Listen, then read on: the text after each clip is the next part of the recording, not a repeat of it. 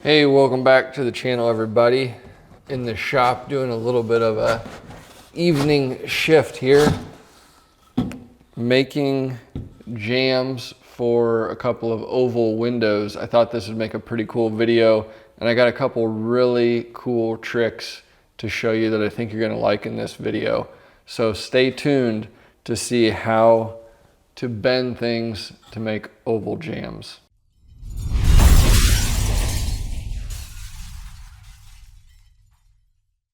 Now, the first thing you're gonna notice, this jamb is a pretty tight radius.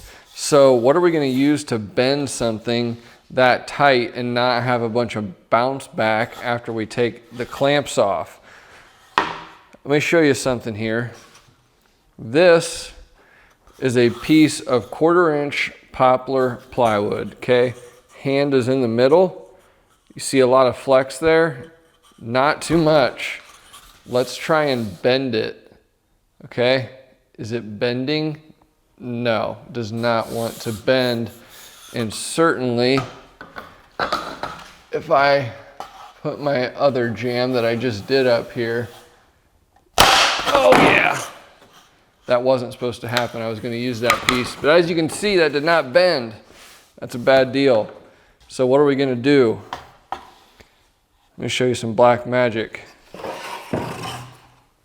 Same product, 1/4-inch poplar plywood, same rip right beside the other one that just broke.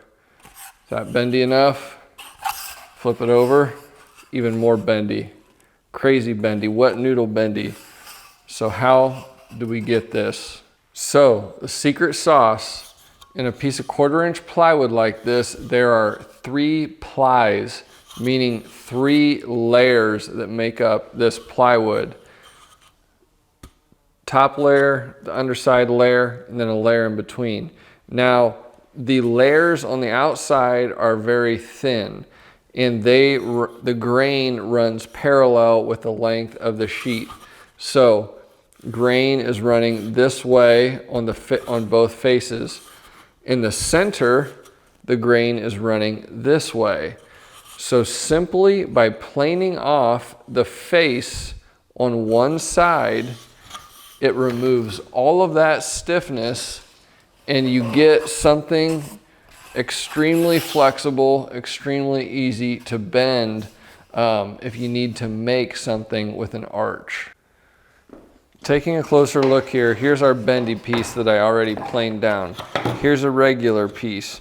You got the ply on the outside, grain running that way, ply on the other side, grain running that way. If you remove that thin ply on one side, what you're left with is the grain running this way on one side, and then all the grain in that center ply, which is the thickest ply, is all running like this. And that makes it very, very flexible. To get set up to do this, you might want to run a test piece through your planer. You want to get it set so that it's just taking off that thin layer of ply on one of the faces. So what we're running through here is 1/4-inch plywood, which is already undersized to begin with. So it's a strong 1/16. We're taking a little bit off. So actually 3 plies netted me 9/16 wide for total thickness with 3 plies. If you go with 4 plies, that'll give you very close to a true 3/4 of an inch. When you run something really thin through a planer, you want to use extra caution. Your planer might not agree with it, especially if you're using straight blades. This is a helical cutter head and it handles it pretty well, except on the ends. I'll get a pretty hard snipe as it bites into my ends. But I'm using the full 8 foot, so that's not really going to matter for me.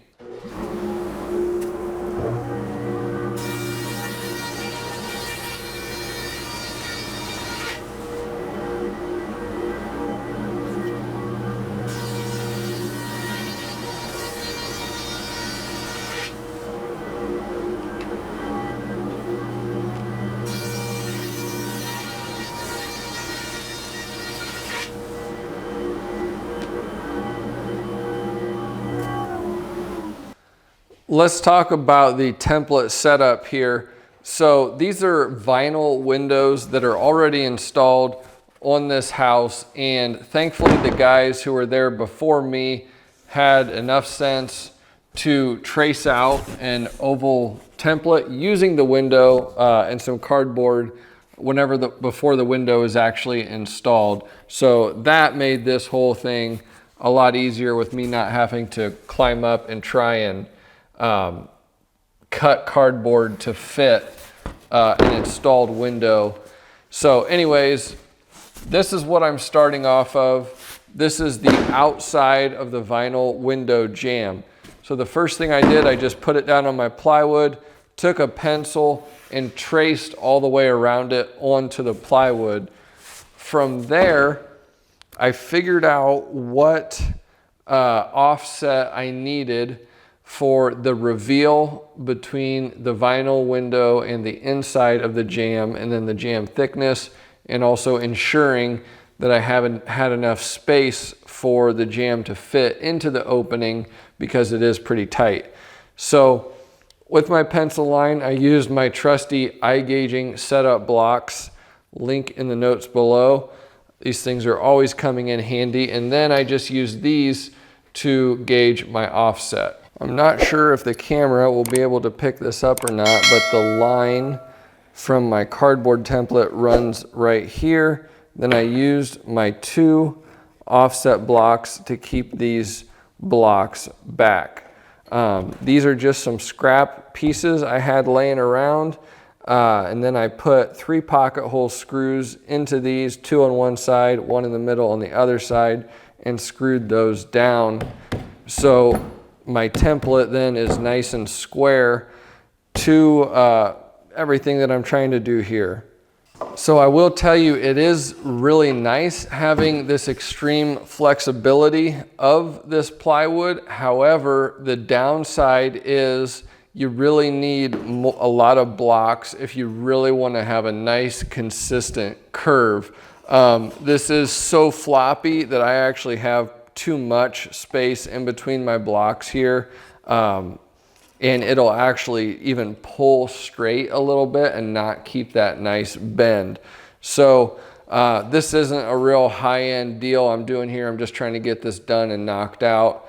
But if you really are going for perfection, probably the more blocks, the better. And then you just have to be really careful not to over clamp it, as in don't over tighten your clamps. So let's go ahead and get these glued up. But I did want to mention something I did on this first set was you have the veneer on the outside that runs parallel. Now you could orient all 3 of your pieces the same way so that on the outside you're going to have the vertical grain pattern. The way I did it, I made it so the same way I don't know if this is making sense or not. The same way your full thickness 1/4 inch ply is with the veneer on the outside and on the outside of both faces, I kept my jamb like that. And whenever I took my jamb off the clamps, I had 0 spring back. It just seems to help lock it in place. And then by having that veneer on the outside and inside, it doesn't let it move as much, I feel, whenever you take the clamps off. So that's something to consider. And you'll notice that as I glue these up, the finished face side will be on the outside and inside. I'm gonna orient the pieces that way because I think, not that I'm an expert on this, I don't do this much at all, but I do think it makes sense that it'll help with spring back and also just helping the piece to keep that oval shape and not have a bunch of that flexibility. Because even though it's nice to have that flexibility when I'm trying to clamp something up and bend it around, I don't want it to be like a wet noodle when I take it off of the template and have it flopping all over the place.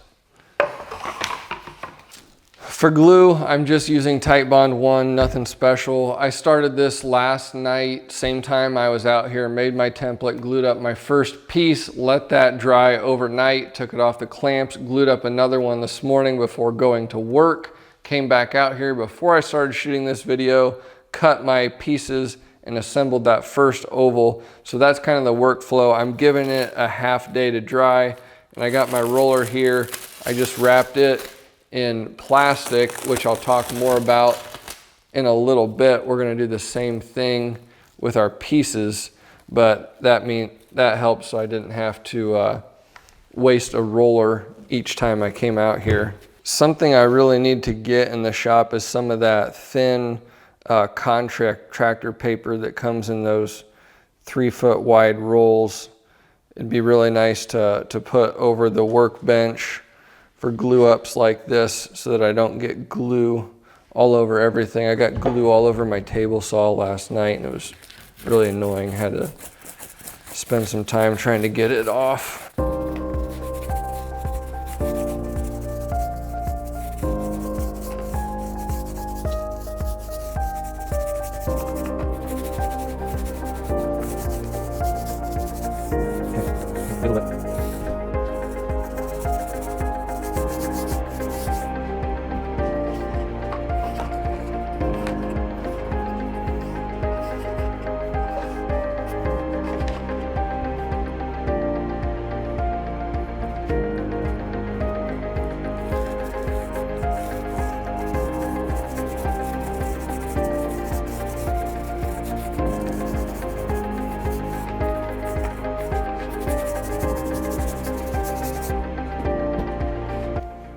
Okay, so now on this center ply, I'm gonna flip it over and then I'm gonna do a layer of glue on the other side on my center ply.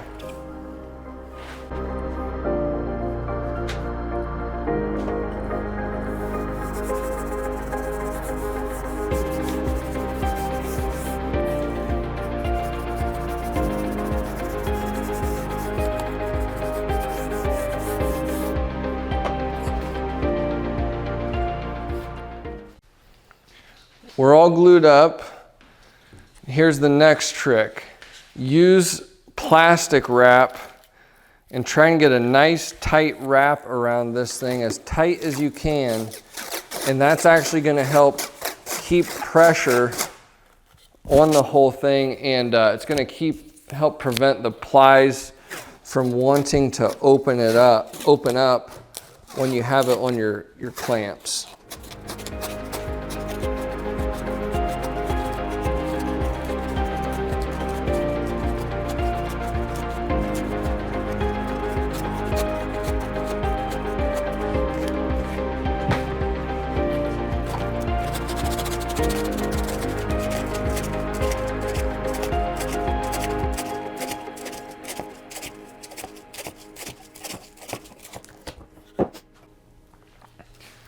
Okay, plastic is on. You can see it kind of stiffened up a little bit, but you can still move it around. Want to get it clamped up ASAP, obviously, since we're just using Titebond 1.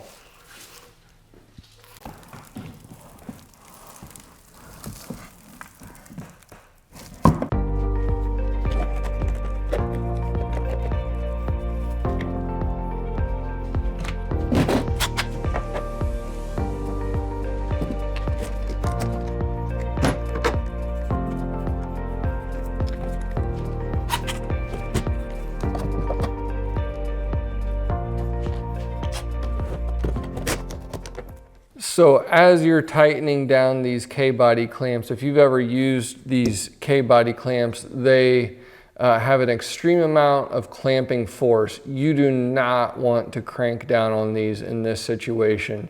I mean, I'm almost like finger tight is how I'm tightening these, because if you go more than that, it starts to distort the bend, and then you get it, the plies want to do funky things, and then you get straight to curved. And also, if your template pieces aren't perfectly perpendicular, it'll really show and telegraph through onto your bend if you over clamp these down. So you really want to watch that. So at this point, I'm just kind of looking at everything, making sure that I don't have any really abrupt shifts that I'm noticing. And I think everything looks really good. I have found that wrapping in this plastic wrap is super important. It keeps pressure on the whole thing, and it's huge. You got to do that. So make sure you do that. So there we have it. Another one wrapped up. It's about 9:30 now. So it actually doesn't take long at all. After you've got your form made up, actually gluing up the pieces, you know, about a half hour per bend, I feel like an hour max. So tomorrow morning, I'm gonna come out here, I'll take this off the form, and then I'll put another one on, and then by tomorrow evening, I'll have all of my jamb pieces, and then I'll show you what I'm doing to get all the glue crap off the outside edge, joint the edge, rip it down, and assemble into the final oval shape. So this has been drying for a couple days now. So hopefully the plastic will peel off the top where the glue kind of leaks through.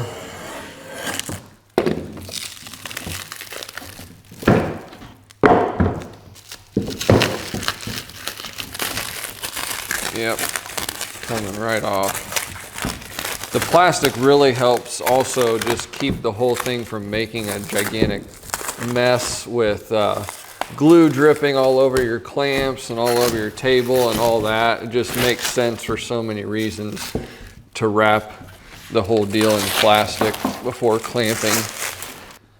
At this point, I've got both of my jambs done, and there's still a few things that we need to do. I need to mark the cuts on both of these pieces where I'm going to cut off the excess and where I'll splice these two jambs together. I also need to rip them to my final jamb width, which is 4 9/16. Now I feel like it's going to be easier for me to mark these, cut them, and get rid of this excess material, and then I'll have less stuff to mess with whenever I'm ripping these to width, and it'll be a little bit less awkward.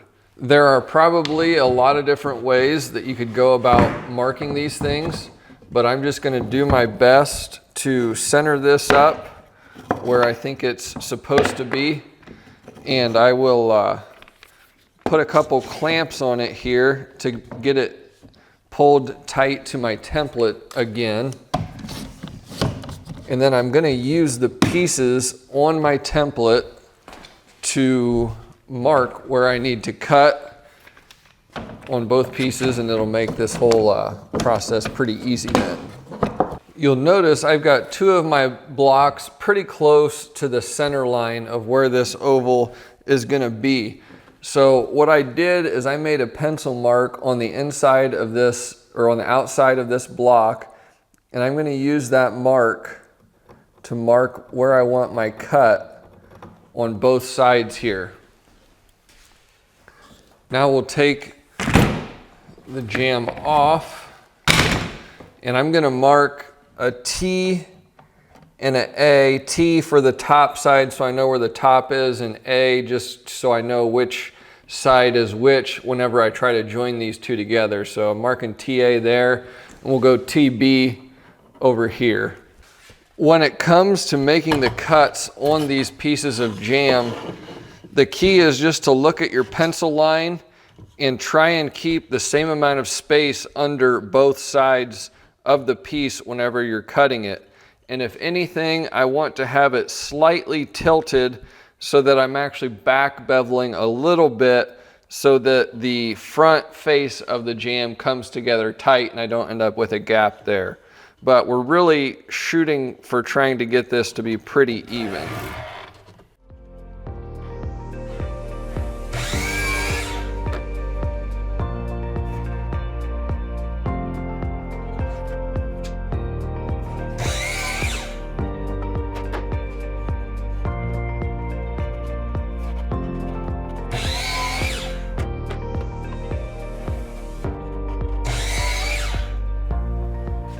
Before I put my mortises in for the domino, I went ahead and clamped it down on the other side, and I'm just gonna check my cuts, make sure I'm looking good. And actually right now what I'm gonna do is rip this down to width, and then we'll put our dominoes in and join these pieces together.